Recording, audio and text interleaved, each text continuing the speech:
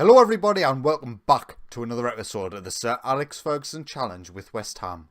In today's episode, it is going to be an episode of the January transfer window, so there will be no live comms. We will just play through the whole of January and I'll update you as things happen. So before we get officially into the January transfer window, there's a few things at the end of December that I did want to touch on. A couple of our players got into the World Team of the Year. Aaron Martin got in as the starter at left back, and Fabio Silva got on the bench as one of the strikers, obviously.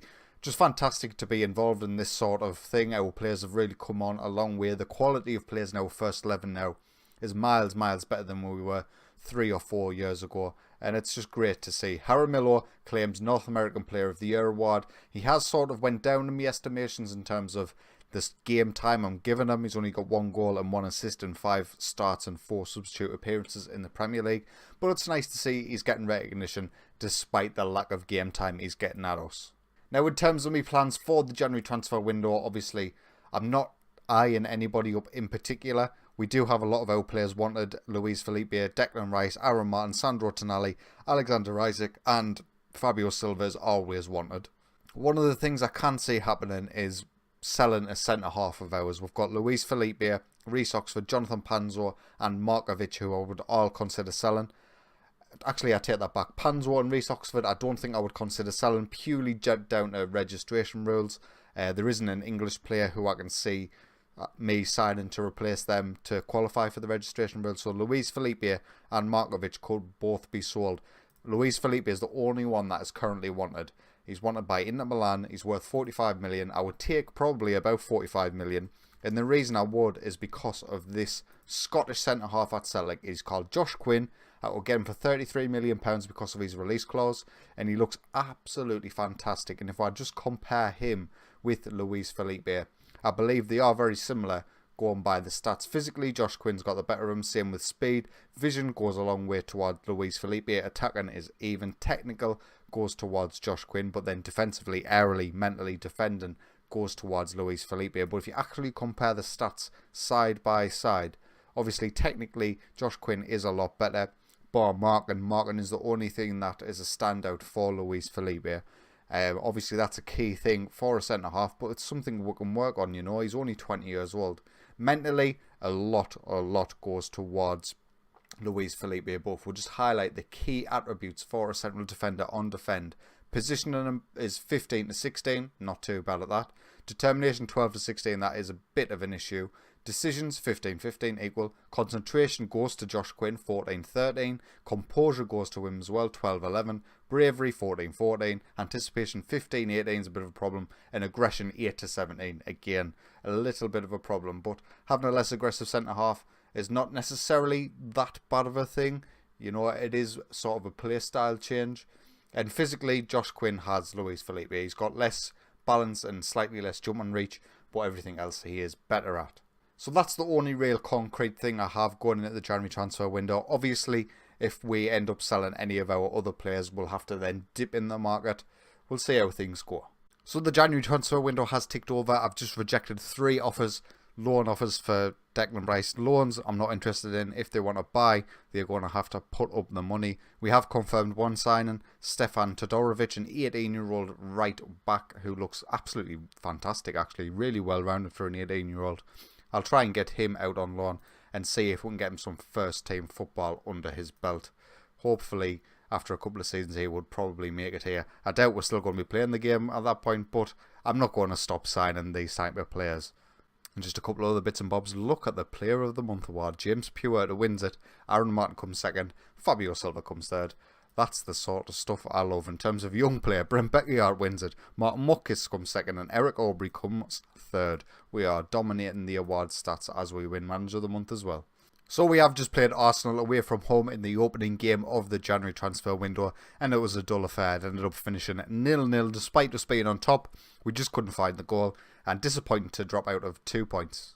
So we're just coming to the end of the match against Bristol City in the FA Cup third round in the second game of our January transfer window. We have managed to squeeze past them 2-0. Jaramillo on the 32nd and Alexander Isak getting a goal in the 69th after a dominant performance but not very many goals. Martin Watkins picks up another injury. Fantastic. So AC Milan have finally made their move for Alexander Isak, and what they've decided to go with is a loan offer for £300,000 a month and paying 80% of his wages. No thanks. So we have just agreed a new long-term deal for Sandro Tonali on £180,000 a week, which to be fair is only 30 grand more than what he's currently on, so I'm more than happy with that as we go into a game at home against Man City.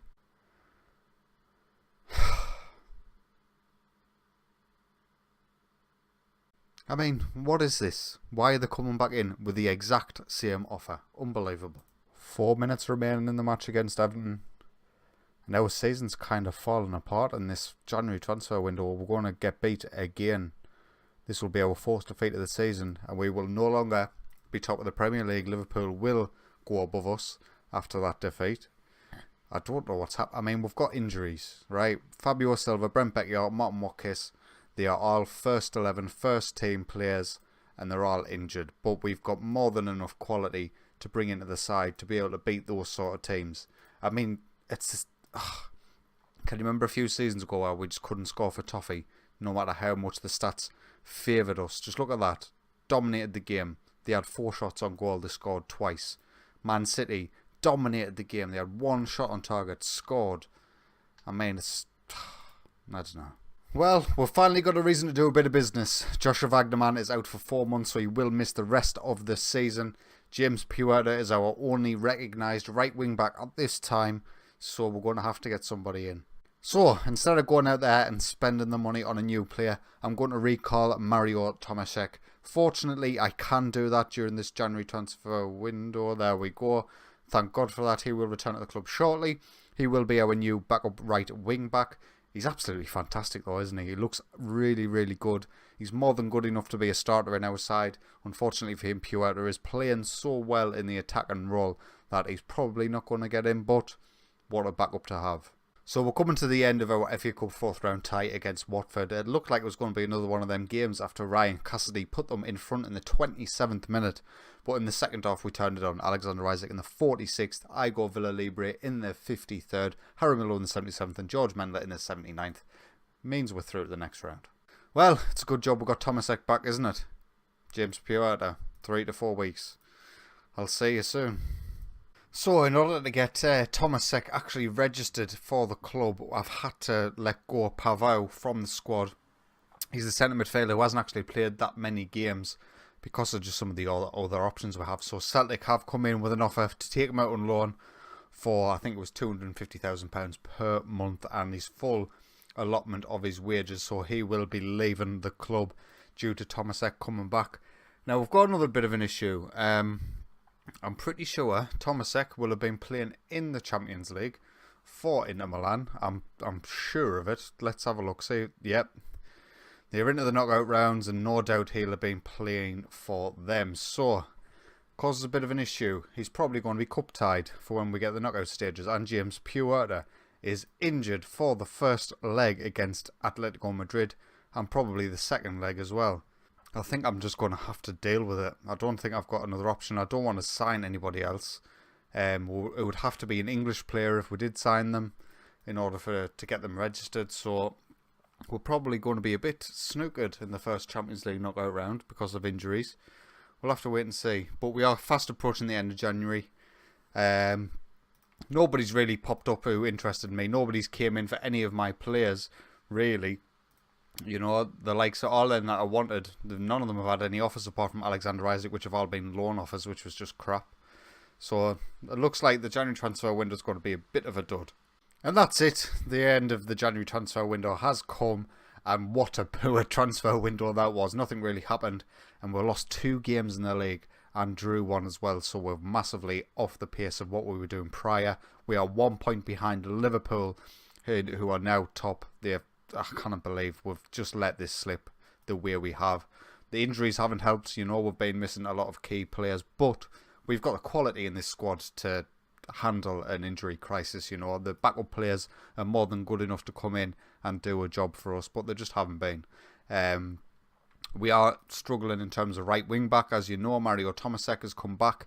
He will be featuring quite a lot in the league games, not in the Champions League games. Lucas Toussaint actually played right wing back for me in the last game. He does have the stats ready for that role. Obviously, he's got no idea how to play it, so I don't know what I'm going to do going forward in the Champions League, but you'll find out in the next episode, which will be the 2 legs against Atletico Madrid in the Champions League and first knockout round. If you have enjoyed today's video, please consider leaving a like, and if you enjoy my content, get yourself subscribed. But until next time, take it easy.